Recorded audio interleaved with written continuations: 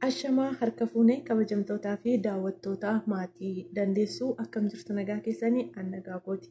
Galanni waaqayyoodhaaf haa ta'u baga jiraattanii baga eegamtanii waaqayyoonni nagaa nuuf kennee haa galateeffamu. Nagaa kootanii waaqayyo haa galateeffamu. Tole egaa har'a immoo yaada tokko isiniif qabadhee dhufeen jira.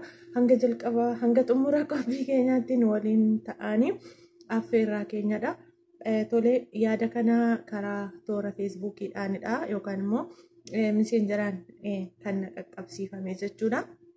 Innis egaa rakkoo kanarraatii akka of eeggatuuf dhaloota biraan naa ga'ii naan jedhamee jira jechuudha. Innis egaa rakkoo hiriyyaati. Hiriyyummaan kun egaa waan tokko yeroo tokko hiriyyaa dhugaa ofii adda baafachuun barbaachisaadha jechuudha. Dhugaa dubbachuudhaaf taanaanii. Rakkooleen kun egaa miidiyaa kanarratti waan ta'edha. Miidiyaa kanarratti ta'ee egaa rakkoo kana akkamittiin akka irraati of eeggannu eenyuunis dhugaa dubbachuuf taanaan bara kana namni hin amanamu jechuudha. Hiriyyaa kootii, aantii kootii nan jaalladhaanii namni nuti jenneeni dhugaa dubbachuudhaaf taanaan yeroo itti rakkoo guddaarraan nu gahudha jechuudha. Kanaaf egaa obboleettiin kun egaa hiriyyaadha kan ishee miidhe. Hiriyyaatti dabarsee kenne jechuudha. Innis akkam akka seetanii jalqaba warraa kaaseetanii isin dubbisaa dursa nagaadha kan isheen naaf dhaamte jechuudha. Akkuma kanallee immoo dhaloonni akka of eeggataniifidha. Mee isa dura garuu isin hiriyyaa keessan hammam beektu? Hiriyyaa keessan hammam beektu? Hammamis amantu? Egaa akkuma dubbii sagalee waaqayyootti nama jaaladhu malee hin amanin jedhama. Sababiin isaas namnis immoo na jaallata jechuun ulfaataadha obboloota koo. Nama hamma jaallannu beekna malee hamma namni nu jaallatu beekuutii hin dandeenyu jechuudha. Ani nama tokko hamma hin jaalladhu beeka malee hamma namni sun na jaallatu tasuma beekuu hin danda'u jechuudha. Kanaaf egaa nama tokko abaluu na jaallatti abaluu aantii kootii jechuun yeroon kun yookaan immoo akkasumattuu barri kun bara itti haatii fi abbaan ilmoon illee wal amanuu dadhabeerra ga'ee jira. Egaa obboleettiin kun hiriyyaa kootii. Kan akkas na goote jette. Egaa ishiin yeroo tokko iccitii keenya nama itti himannus adda baafannee beekuu qabna. Eenyutti akka himannu eenyuuf akka himnullee iccitii keenya adda baasnee beekuun barbaachisaadha jedhee yaadan akka kootti jechuudha. Sababiin isaas guyyaan tokko hin jira. Guyyaa walirraa gargar ba'an guyyaa intinii jedhan jechuudha. Waa tokko na ajaa'ibsiifadhaan asumaan hiriyyaa koo tokkotti jira. Almost waggaa 10 wayii taanee gara waggaa 11tti deemna jechuudha. Kan wal barre toora miidiyaa irraatiinidha jechuudha. WhatsApp irraan wal barre jalqaba jechuudha. Garee wayii irratti wal barre. Haa ta'u malee obboleettiin kun dhugaa baay'ee kanan ishee dinqisiifadhu baay'ee kanan ishee jaju jechuudha. Akka carraa yoo sagantaa kana dhaggeeffataa jirtallee ta'e jechuudha. Yeroo hundumaa amalli kee akkasumatti naafaa turu. Ana qofaaf miti nama hundaafu jechuudha. Baay'ee nama jabdu baay'ee nama si dinqisiifadhu jechuudha. Hiriyyaa yoo jedhan kun akkas jedhee yaada. Hiriyyaan koo kun dhugaa dubbachuuf taanaan waggaa 10 xumurree 11ffaatti deemna. Yoo waliin haasofnes haasa'uu dhiisnes walirraa fagaannes maal taanes bakka jira miti. Ana mana ishee jaalladhu beekaa. Isheenis amma na jaallattu beekti.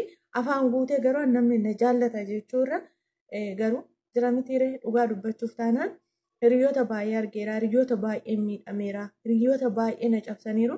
Isheen garuu yeroo hundumaa akkuma gaafa dura ishee arge sanatti nagaan ishees maal ishees even gaafa ani toora irraa dhabamullee biyya keessa teessee gara kootti bilbila yaaluudhaan akkasidha hiriyyaa jechuun jechuudha.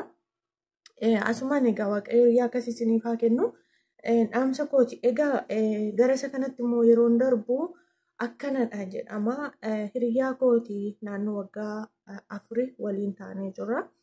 Waggaa 4 hiriyyummaa keenya keessattis waadaa guddaa waliif qabna.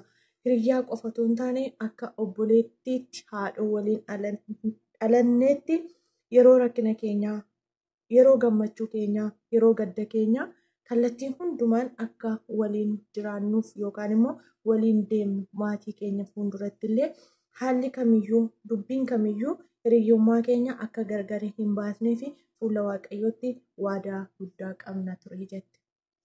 Haa ta'u malee guyyaan abaaramtuu tokko dhuftee akkuma gaafa ishee wajjin wal barru guyyittiin sun guyyaa eebbifamtuu natti fakkaatti. Guyyaan abaaramtuu tokko hin dhuftee jette. Ilaalaa hiriyaa waggaa 4 waliin turanidha. Isaan booda garuu gidduu isaaniitti waan uumametu jira. Isaan lamaan gidduutti nama sadaffaa dhufe jechuudha. Gidduu isaaniitti nama sadaffaatu dhufe jechuudha.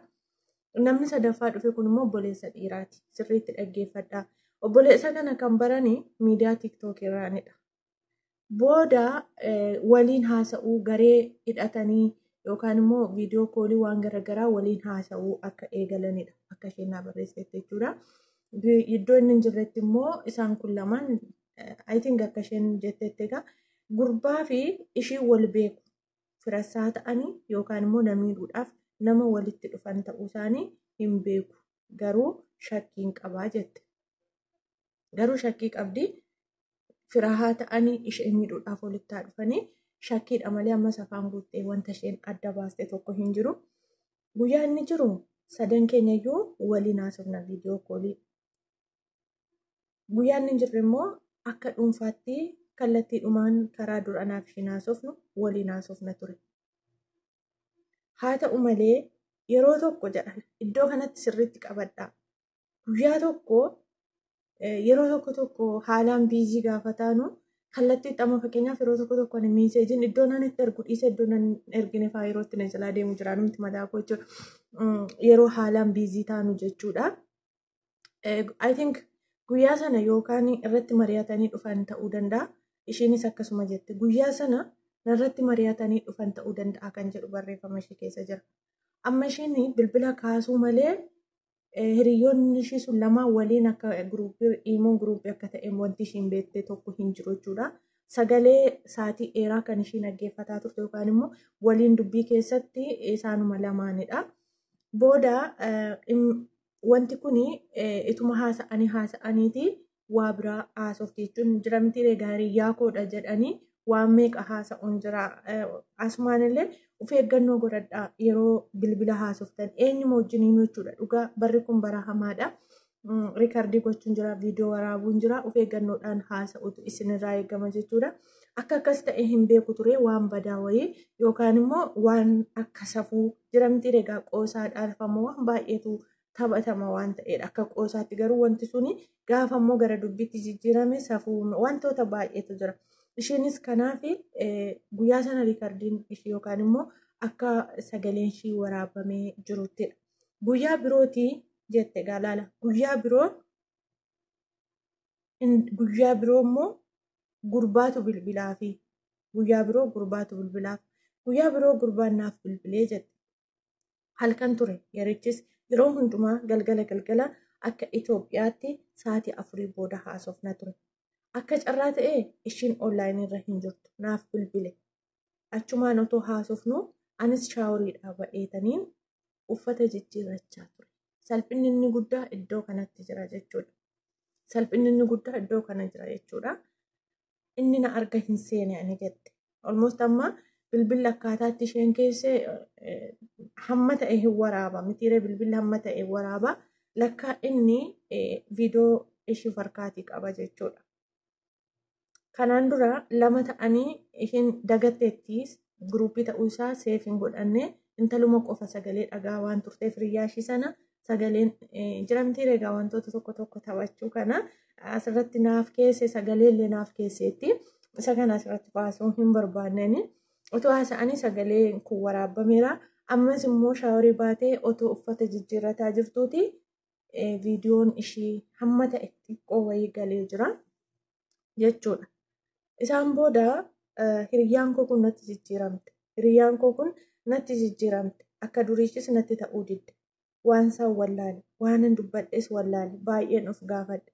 Nan barreessaaf naan deebistu, nan bilbilaaf naan deebistu, sagalee siyoon kaa'ee fi akkam fayyaa keedha jechuurraan kan hafe homaa tokko naaf hin deebistu. Baay'ee natti jijjiiramte jette. Kanarraan kan ka'e anis gaaffii guddaan of gaafadhe. Guyyaa tokko garuu gurbaanis toora irraa badee ture. Guyyaa tokko akka carraa lamaan isaaniiyyuu dhufan naa bilbilan. afaan isaaniis natti toluu dide. Haasaan isaanii natti toluu dide. Baay'een itti dhiphadhe. Maal taatan maalan sin godhe? Irra caalaatti immoo isa yeroo dhiyoon bare ishiin anaaf waggaa 4 rakkinoota baay'ee hir'ina baay'ee waliin dabarsaa turre. Kan biraa yoo hafe qarshii illee gaafa rakkannu dabaree waliif ergaa turre. Kana yaadadheen imimmaaniin maalan si balleessee maal taatanii baddanis maalan godhe jennaan egaa barri kun rakkoodha baay'een jechuudha.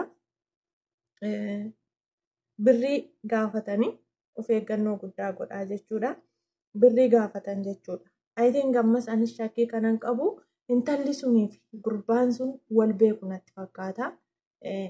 Karaa ittiin qarshii irraatii fi kanarraatii nyaatan barbaadanii dhufan akkasittan fudhadhan akka kootti akkasittan shakkii waaqayyoon afaa dhiisu garuu maal taatan jennaan homaa hin taane iccitii guddaa of harkaa qabna. Kanaafuu qarshii hangasiin jenne akkaawuntii siif erginu irratti nuuf gashi naan jedhani. Yaadni jarri lachuu tokkumadha. Ammatti ani qarshii kana hin qabu. Iccitiin sin of harkaa qabdanoo maalidha? Maalin balleesse? Waan hamaa maalan sin miidhe? Akka carraa ta'ee anoo siyaasallee hordofu maalan balleesse?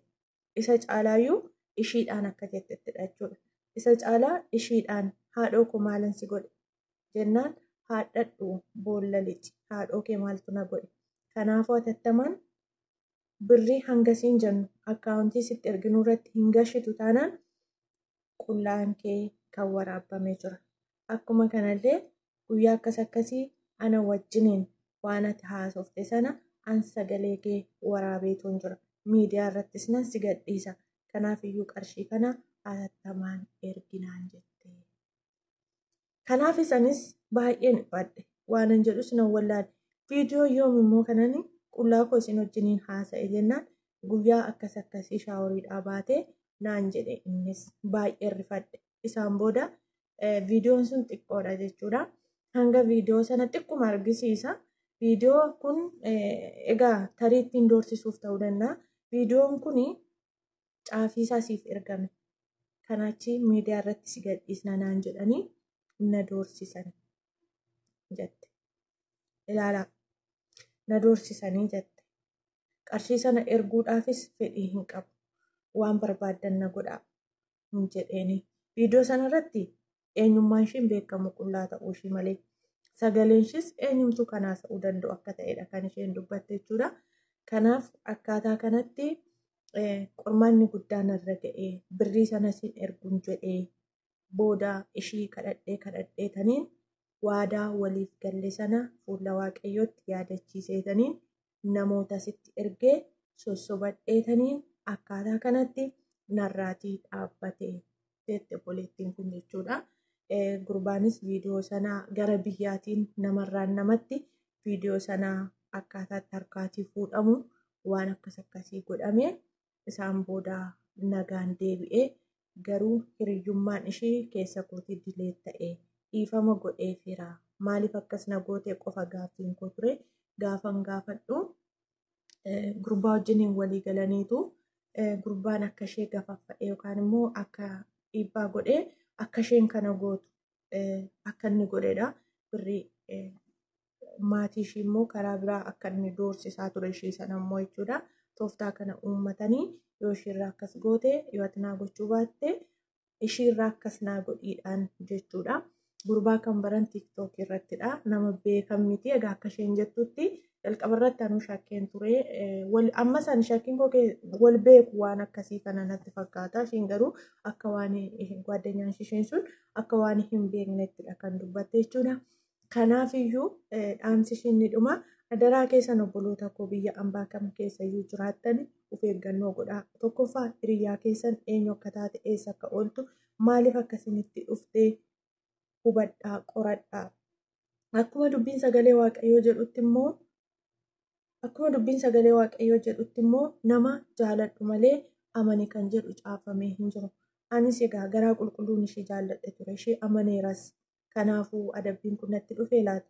Jaalachuun qofti ga'aa ture. Kanaaf hiriyyaa keessan adda baasaa baraa.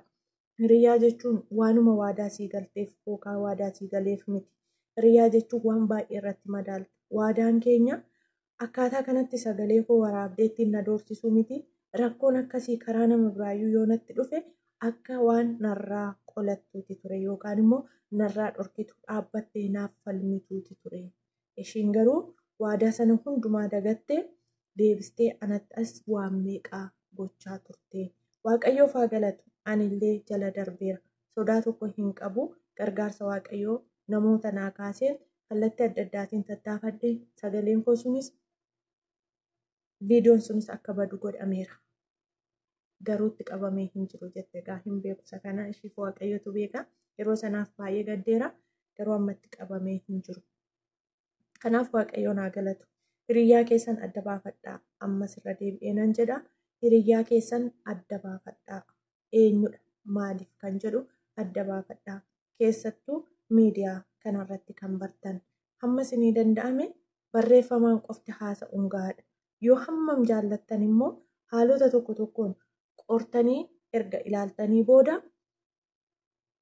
barreeffama yookaan immoo qoosaa garaagaraa yoo walii bilbiltan qoosaa garaagaraa waliin haasa'uu dhiisaa. Anis qoosaan ani qoose waa'uma jireenya koo keessa yookaan immoo namni kamiyyuu haasa'uudha waan addaa miti. Fakkeenyaaf wantoota tokko tokko egaa ulfaataan asirratti dubbachuu fi ishiin naa barreessitee jirti. Ani immoo iddoo kanatti hin dubbadhu jechuudha. Waan tokko tokko ishiin jettee jirti. Kanaaf egaa isa kanarraa of qusadhaa. Nagaa waaqayyoorraan kanarra hamma isinii danda'ame gaafa rakkattu gargaara. Kanaa achi garuu qoosaa garaagaraa waliin hin qoosinaan amsa kootii jettee jirti. Adaraan ishii irra deddeebi'ee jira. Kanaaf egaa ani iddoo kanatti akkan hubadheetti yookaan immoo barreeffamoota ishiirraatii akkan hubadheetti egaa kun dhalootaaf amsa akka ta'uufidha. Kanaaf egaa hiriyyaan keenya eenyudha? Hiriyyaa keenya akkamitti beekna? Hiriyyaan keenya eenyudha? Qorannee ilaallee madaallee beekuun barbaachisaadha jechuudha. Waanuma waadaa nuu galaniif qofaa namni nu miidhu jechuun dogongoradha jechuudha. Ani dhugaa baay'ee na ajaa'ibe waadaa gurguddaa walii galle jettee argitanii wangeela keessatti Phexros gooftaa Yesuus Kiristoosiif baay'ee waadaa gale. Hanga dhumaatti si faanan ta'aa jedhe argitanii hanga dhumaatti si faanan ta'aa. Iddoo ati deemtu hundumayyuu si faanan naqa. Ba'aati baattu rakkina sitti dhufu hundayyuu si wajjin simachuudhaaf ani qophiidha yaa gooftaa jedhe argitanii. Haa ta'u malee daqiiqaa hin turre halkanuma sana keessatti iddoo meeqatti si'a meeqa akka sagane dubbiin sagalee waaqayyoolleen dubbata jechuudha. Yeroo baay'ee egaa hiriyyaa waadaa galanii waadaa isaanii kan eeganis jiru dhugaa waggaa meeqa kan lakkoofsan jiru kunoo amma kan jalqaba irratti isiniif kaase hiriyyaa koo waggaa 11ffaa keessa jira. Miidiyaa kanarratti ol barre dhugaa dubbachuudhaaf taanaan yeroo tokko irra caalaatti jechuudha.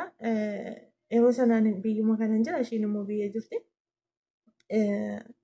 Maatii koollee qaqqabdeenaa maatiin koo dhukkubsatanii hanga namni yookaan abbaan manaa koo bakka sana ga'ee yaalchisutti illee dursitee bakka qabdee waan meeqa gootee hiriyyaan kunoo akkasis jira. Garuu immoo hamma fe'ee yoo ta'e dhaamsi koo inni dhuma hamma fe'ee rakkadhaa hamma fe'ee dararamaa namni rakkoo biraayyuu isinitti fidee haa dhufu. Hiriyyaachuun koo kafana ani akka kootti obbolaa koo caala obbolaan qaama tokko keessaa baane yookaan immoo garaa tokko keessaa baane caalaa hiriyyaa koo turre natti aanadheen fudhadha. Sababiin isaas hiriyyaan iccitiidha hiriyyaan dhugaa jechuudha. Kanaafiyyuu waadaa hin galiina hanga dhumaatti faana dhaabbattan taanaan rakkina ishii keessatti wajjiniin hin taatan taanaan dhugaan siniin jedha waadaan galiina. Waadaan hin ulfaata. Anis dhimma kanarratti waa'ee waadaa kanarratti waan hin miidhame waan hin qabuufidha. Guyyaa biraa isiniif qabadhee dhufaa kan koyi. Yoomiyyuu waan hin dandeenye tokkotti waadaa galuun sirrii miti.